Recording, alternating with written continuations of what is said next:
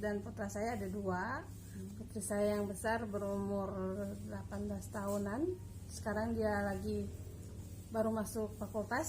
Ya. Yang kecil sekarang kelas 6 SD. Pasarannya itu corona itu apa, bagaimana menurut Ibu? Kalau menurut saya sih ya, COVID itu dibilang ada, ya memang ada sih ya. Dibilang nggak ada, tapi saya belum pernah lihat langsung gitu. Orang mati langsung gitu depan mata saya, mati karena corona gitu. Tapi kan enggak, belum pernah saya lihat. Cuman saya sering dengarnya di rumah sakit itu meninggal karena COVID-19. Nah, sedangkan COVID-19 itu sendiri saya nggak tahu sih seperti apa sebenarnya COVID-19 itu gitu kan. Mulai dari gejalanya, kalau gejalanya sih selentingan denger ya, kayak sesak nafas gitu kan, terus Flu ya.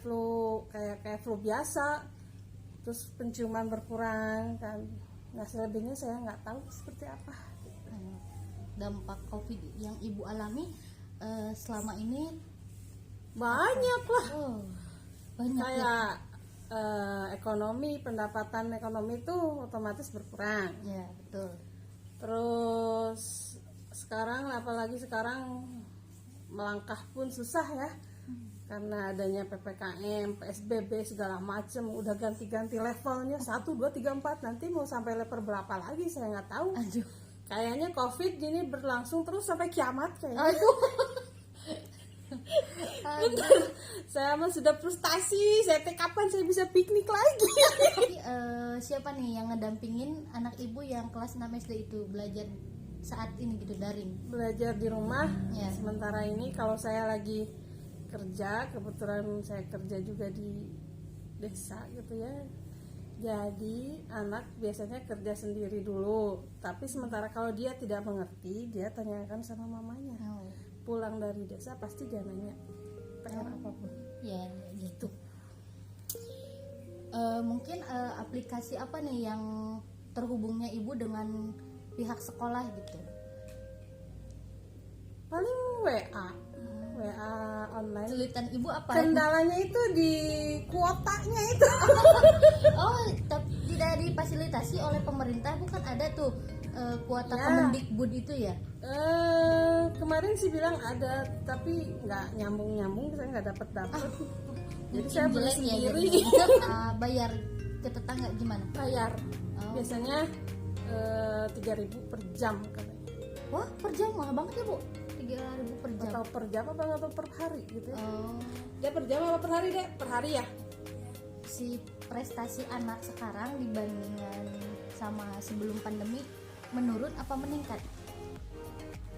Kalau di ini sih, kalau saya bilang bukannya meningkat sih, malah menurun. Kebanyakan kan gini, belajar 1 jam. Sementara misalkan dia HP itu seharian penuh full sama apa? Main game. Itu tuh main game, belajar Jadi online. anak Ibu difasilitasi handphone pribadi gitu, Ya. nggak berdua sama Ibu?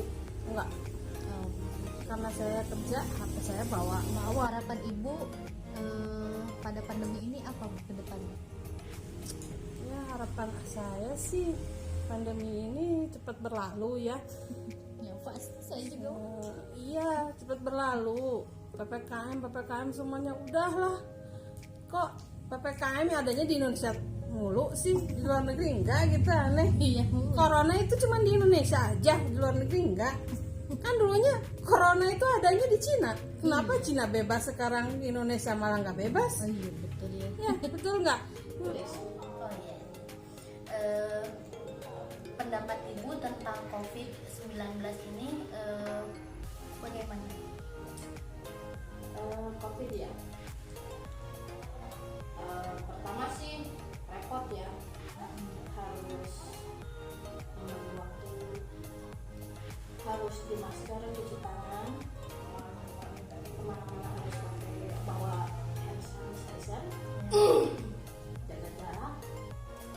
Sebenarnya sih agak terbatas, segala terbatas. Dari mulai kita biasa senyum, sapa, sopan santun, sekarang kita mau senyum aja susah. Kita tutup masker. Tutup masker. Iya. Mau salam aja sekarang nggak boleh ya, harus salam jauh kan. Dari mulai situ juga kemasyarakatan kita udah mulai berkurang gitu. Dari mulai kesopanan juga, kesehatan lebih penting kan. Iya, betul. Lebih baik mencegah lah daripada mengobati. Siapa yang mendampingin tadi anak ibu yang kelas 3 SD itu? Nah, saya sendiri, ya Nggak ada yang mau bantu? nggak ada, total saya sendiri. Oh, hebat ya. Gimana tuh Bu cara ngebagi waktunya dengan ibu rumah tangga? Kan kita ngurus keluarga dulu ya, belum makanannya, belum kita udah kerja ayahnya langsung ke anak tugas. Sedangkan tugas harus ditarget kan, kalau nggak ditarget kita nggak disiplin sama anak sendiri. Oh iya. Jadi ibu kendalanya apa nih di dalam pembelajaran daring ini? Kendalanya sih dari mulai waktu. Kalau misalnya sekolah kan kita fokus sama anak sendiri ya, sama anak yang kedua misalnya. Kalau misalnya kayak gini kan kita fokusnya sama kakaknya dulu, nggak bisa kita fokus sama yang lain. Kita harus fokus dulu sama yang pertama. Nanti kalau udah yang pertama beres, baru kita fokus yang kedua. Dari mulai kendala kuota juga kita kan kadang nggak punya.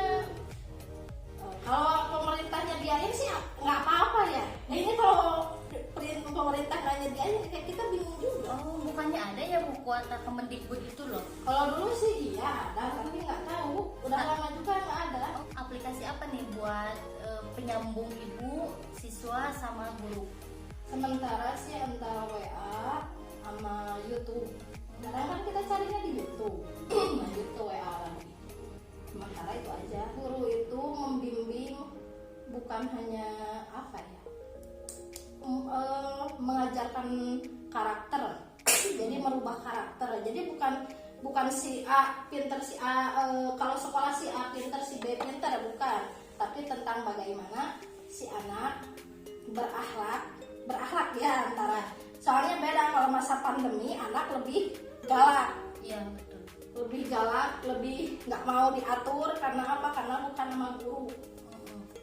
Karena lebih takut ya sama guru, karena yang dikejar itu nilai. Iya, guru itu merubah akhlaknya dari bukan akhlaknya lagi, jadi merubah karakter semua anak.